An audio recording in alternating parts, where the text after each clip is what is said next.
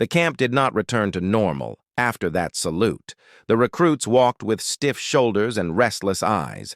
Their whispers no longer carried laughter but trembled with questions they did not know how to ask for the salute of the SEAL commander. It was not a mistake.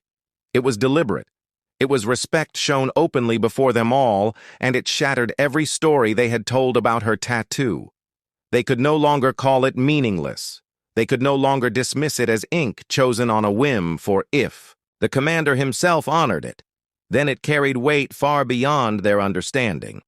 She returned to her duties as though nothing had changed her hands, stacking magazines, her boots moving with the same calm rhythm, her eyes steady on her work. She spoke to no one, offered no explanation, and gave no sign that the salute had unsettled her in any way.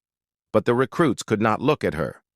The wing tattoo they once mocked, now burned in their minds as a mark they were unworthy to. Even question-some kept their distance as though afraid to stand too close. Others watched her with wide eyes, hoping to catch even a hint of the truth. That night the mess hall was a hollow place, filled with silence, broken only by the scrape of trays and the clatter of utensils. No one dared laugh. No one dared whisper. The recruits sat stiff and quiet, glancing toward her table. She sat alone as always, her tray untouched as always. Her sleeve loose enough for the tattoo to show none of them, could tear their eyes away, and yet none of them had the courage to approach her. The memory of the salute lingered like a shadow over their heads, and they knew they would never see her as ordinary again. The colonel could not sleep. His mind replayed. The moment over and over, the commander standing still, his eyes on her wrist. The salute raised sharp and deliberate, and her calm return as though she had expected it. He walked his quarters restless, his eyes falling again on the folder lying open. On his desk, the file with blacked-out lines, the code name written in the margins, and the faint description of wings earned in silence. He realized then that the salute had confirmed what he had already suspected. She was not a rumor. She was not a story. She was the living truth. He called her into his quarters at dawn, the folder open on the table, the code name visible. She stepped inside quietly, her posture calm, her expression unreadable. The colonel asked her directly what the salute meant. He asked if the tattoo was the mark of that code name, the one buried beneath black lines in the file.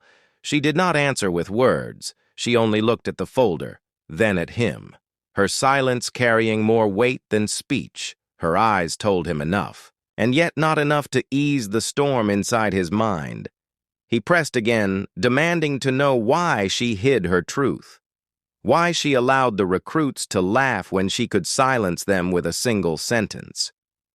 She finally spoke, her voice quiet and steady. She told him that legends survived because they were not spoken aloud. She said the wing tattoo was not meant for recognition. It was a memory etched into her flesh, so she would never forget. She said the salute was not for her as a woman, but for what the mark represented for the ghosts of those who had not returned from the mission that had given it to her. She told him that silence was her shield, her way of protecting what was bigger than herself. The colonel listened, his chest heavy. His hands tight on the edge of the desk. Her words cut deeper than he expected. They carried truth, but also warning. He realized she had no intention of claiming the code name openly, no desire to explain herself to soldiers who had mocked what they did, not understand she carried the tattoo, not to show pride but to remember. And silence was her only answer, because words would never be enough. Later that day, the commander himself spoke quietly to the colonel away from the ears of the recruits. His words low but sharp. He told him that some marks were not meant to be explained, that the wing tattoo was one of them. He said she had earned it in a place few survived, and that was all the colonel needed to know the commander's eyes carried steel. As he added that respect was not optional when it came to her, and that any man foolish enough to mock her again would answer for it.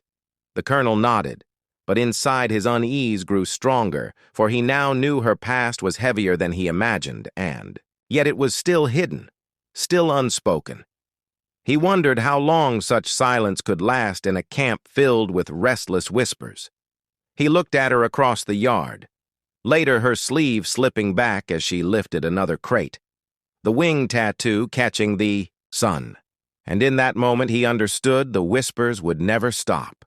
The silence would never be enough to keep the truth buried forever, and he knew the breaking point was near, though he did not know what form it would take, only that when it came, the camp would never be the same.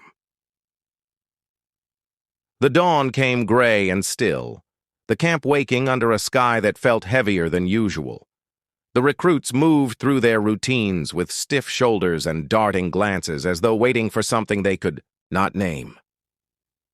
The colonel walked the yard with a clenched jaw, the folder still haunting him, the salute still echoing in his mind. He felt the weight of something unspoken pressing closer with each hour. She worked as always, her steps steady, her silence. Unbroken her sleeve, brushing against her wrist, the wing tattoo catching the faint light whenever the fabric slipped. No one dared speak to her. Now their curiosity drowned beneath their fear. The mark had become a symbol they did not understand, and the not knowing gnawed at them more than laughter ever had. By midday, the commander returned without warning, his presence striking the camp into rigid attention. His eyes scanned the soldiers quickly, but settled again on her standing calm among them. He stepped forward, and the recruits held their breath. The colonel stiffened his chest, tight with expectation. The commander stopped before her, his gaze falling on the wing tattoo once more, then lifting to her eyes. In that silence he raised his hand again in salute. But this time his voice followed, low, steady, and sharp. He spoke words the recruits would never forget.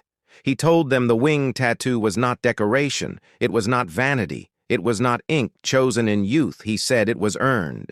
In a mission no man wanted to remember, a mission from which most never returned, he said she had carried out the impossible when others fell, and she bore the mark as memory, not pride. The recruits stood frozen, their eyes wide, their breath caught. In their throats, the colonel listened with pounding heart, every word striking him with force. Yet the commander said no more. He gave no details. He offered no names. He only gave them that truth, that the wing tattoo marked her as something beyond their understanding, and that was all they needed to know. She did not speak. She did not nod. She only stood silent, her face unreadable, her wrist bare in the light, as if to let them all see it fully. For the first time, the recruits felt the weight of it pressing on their chests, the silence of her past, heavier than the rifles they carried, heavier than the armor on their backs. That night the camp was quiet, but it was no longer restless, it was reverent. The recruits sat in silence at their tables, their gazes drifting toward her, but not with mockery. Now with respect, raw and uneasy, but real. They no longer whispered, they no longer guessed, they no longer dared. She remained the same, silent, calm, steady. But the air around her had shifted, forever. The colonel returned to his quarters, the folder still open on his desk. He looked at the blacked-out lines, the code names scrawled in the margins, the faint description of wings earned in silence. He closed it slowly and locked it away, for he understood now that some truths were not meant for paper. Some truths were meant only to be carried in silence by those strong enough to bear them. The commander left before dawn the next morning, his departure as quiet as his arrival, but his shadow lingered over the camp. The recruits carried themselves differently, their eyes sharper, their posture steadier. They had seen respect. They had seen silence, and they understood now that strength was not always loud. Sometimes it lived in the quiet, in the unseen, in the weight, carried alone. She continued as before, her tasks unchanged, her silence steady, her tattoo hidden, then revealed as her sleeve slipped, and each time it showed, the recruits straightened their spines without thought. Their eyes filled with something close to awe. They knew they would never learn the full story. They knew the silence would never break, but they no longer needed the details. The salute, the words, the weight was enough. The colonel watched her across the yard, his thoughts heavy. He wondered how long she could carry such silence, how long before the past demanded more than memory. He knew the salute had changed the camp, but he also knew it had placed a target on her that none of them could see, and he feared what would come when the silence finally broke. The sky darkened over the camp that evening, the air thick with the coming of a storm. The recruits worked quickly to secure equipment. The colonel stood at the edge of the yard, the folder, locked away. The commander gone, and she stood beneath the gray clouds, her wrist bare, the wing tattoo catching the fading light. And in that moment they all felt it, the weight of something unseen pressing closer, the silence holding one last secret, waiting to break. The barracks were restless that night, the air thick with heat and whispers. The recruits circled their bunks, trading stories about the tattoo on her wrist. They spoke as if they knew the truth, but each tale contradicted the last one swore she had been branded with the mark as punishment for failing a mission. Another claimed she had chosen it herself to look tougher. The words bounced back and forth louder with every telling, until the sound filled the room like a swarm. Then the door opened, and she stepped inside, and the voices died instantly. She moved without hurry, her boots steady her face, calm her eyes forward. She crossed the room toward her bunk, and sat down, her wrist bare in the dim light, the tattoo visible against her skin. The recruits stared, waiting for her to notice them, waiting for her to speak, but she said nothing, her silence louder than their laughter had been. She reached into her pack, pulled out a small notebook, and began to write, her hand moving quickly. Across the page, her face expressionless, as if she had forgotten they were even there. The recruits shifted uneasily, their earlier bravado drained into silence. One of them finally whispered a joke about the tattoo, his voice trembling as he said, "Maybe she wrote about her failures every night." The others chuckled nervously, but their eyes never left her. She paused for a moment mid-sentence, then slowly closed the notebook. She lifted her wrist and stared at the ink herself, her gaze heavy and distant, like she was seeing something none of them could see. Her fingers traced the edge of the wing, and the room felt colder. In that moment, the recruits stopped breathing, waiting for her to speak, waiting for her to react. But she gave them nothing, only that silent stare at her own wrist, as though the tattoo pulled her back to another time, another place. When she finally lowered her arm, her face revealed nothing, and she slid the notebook back into her pack. The recruits looked at each other, unsure of what they had just witnessed. Then she rose to her feet and walked slowly out of the room, leaving behind only the sound of her boots fading in the corridor. The silence that followed was heavier than anything they had felt before. The recruits tried to laugh again, but the sound felt wrong. Forced, one of them whispered that she had looked like she was remembering something terrible. Another said she must have seen death and carried it with her in the ink. They argued softly about what the tattoo meant, but none could shake the feeling that they had glimpsed something real, something not born of rumor but of truth, and that truth frightened them more than they wanted to admit. Later that night, the colonel walked past the barracks and saw the recruits wide awake, whispering nervously. He stepped inside, demanding to know why none were asleep. They stammered excuses, but he caught the glance of one soldier toward her empty bunk. The colonel said nothing, but his eyes narrowed. He knew whispers when he heard them, and he knew fear when he saw it.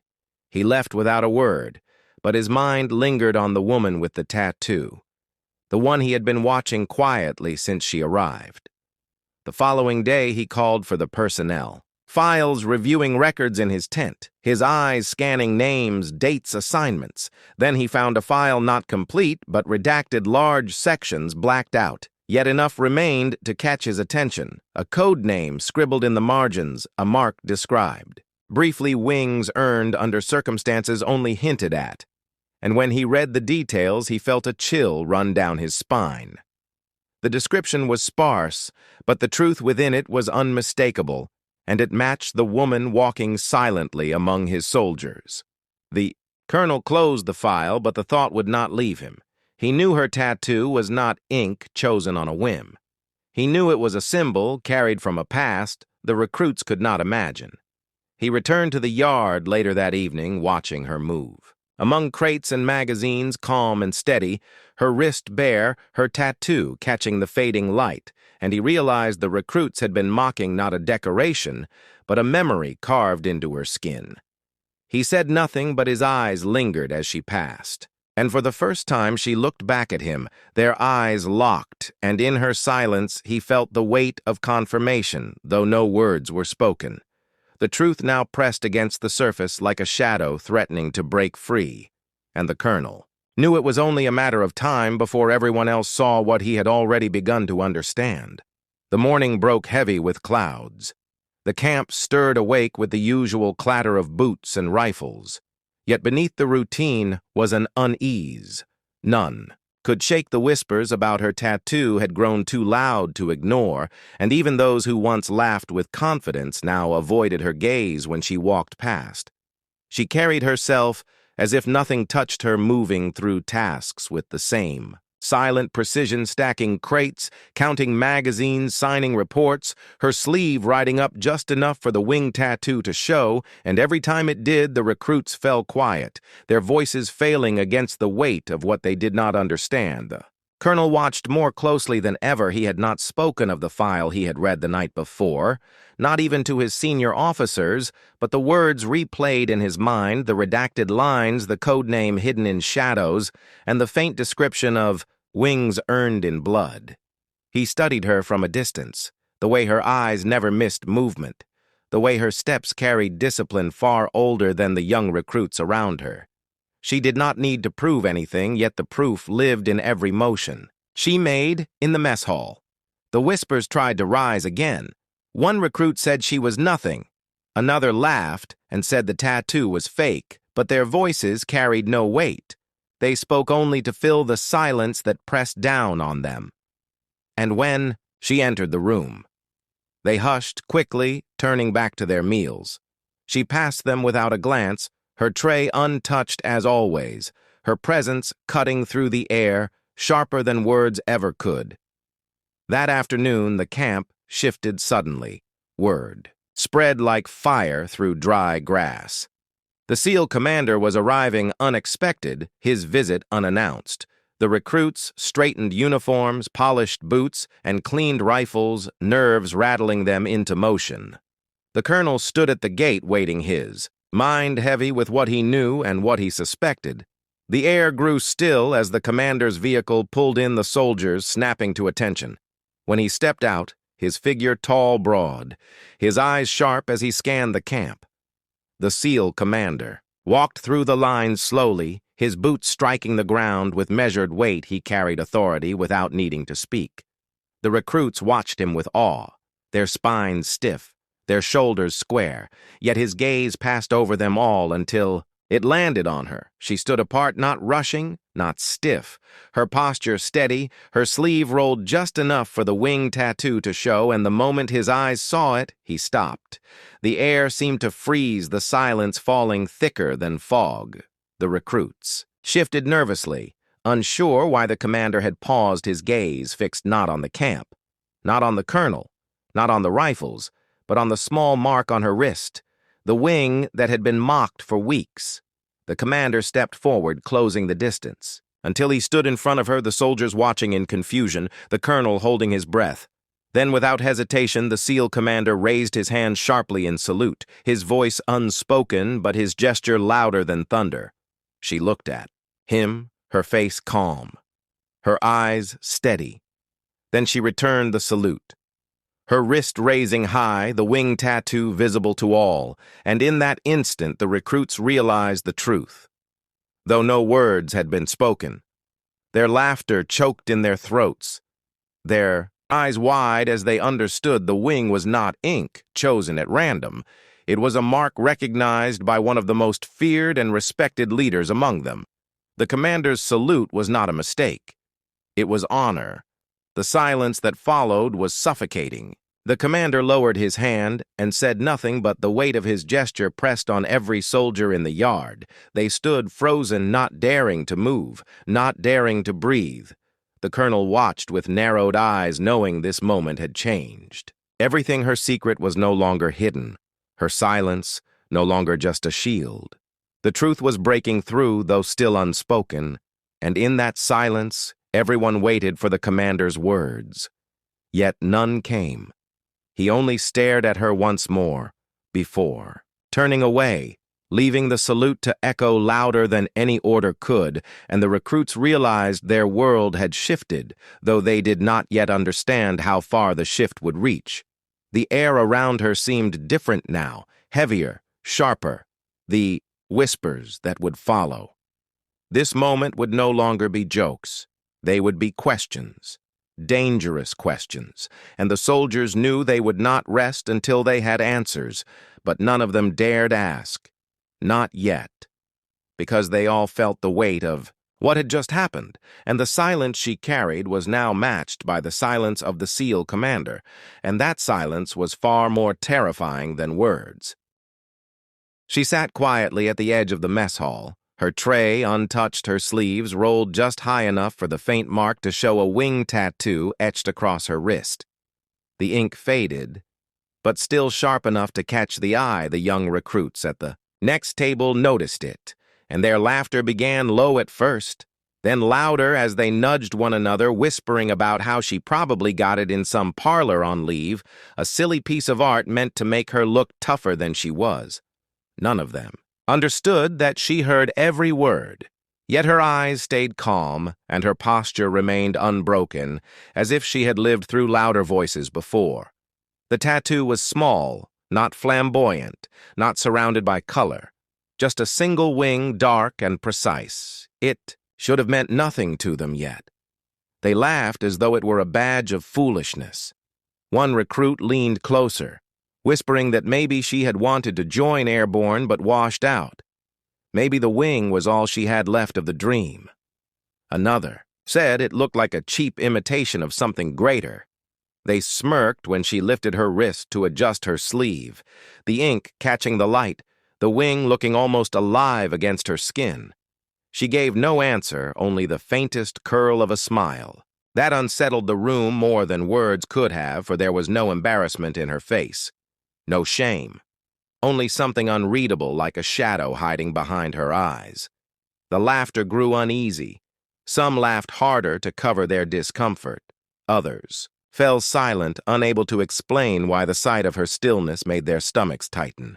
She rose after a while, leaving the tray untouched, and walked past them. Her steps slow, steady, unbothered, and the sound of her boots against the floor carried, heavier than their scattered laughter. In the yard outside, she moved through the crates stacking magazines, recording numbers, a task that looked dull to the recruits, but her hands moved with precision. Too sharp, too fluid for routine, she counted. Faster than their eyes could follow, and every motion seemed to carry purpose, as though each magazine was more than a number. The recruits who had laughed moments earlier found themselves watching her now. Without knowing why, one whispered again about the tattoo, calling it a joke.